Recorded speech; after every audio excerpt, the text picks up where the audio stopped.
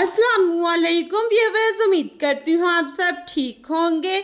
शुरू करती हूँ अल्लाह के नाम से जो नहायत रहम करने वाला है। मेरा आज का टॉपिक है दुआ।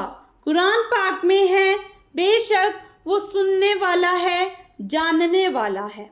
दुआएं कबूल होती हैं, ज़रूर कबूल होती हैं, ख़ासकर तब जब बंदा अपने रब पे पूरा यकीन रखता है और ईमान कामिल के साथ अपने रब के सामने खाली झोली फैलाता है। और सबसे बढ़कर ये कि वो अपने रब के सामने खाली झोली फैलाने के बाद उस पर पर्दा कर लेता है और किसी और के सामने अपनी खाली झोली पर से पर्दा नहीं उठाता, जो अपनी ज़रूरतों का सवाल अल्लाह के सिवा और किसी से नहीं करता है।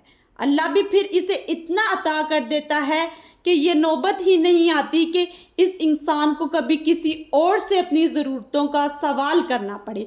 इस रब के दर से मांगने वाले कभी खाली हाथ वापस नहीं आते।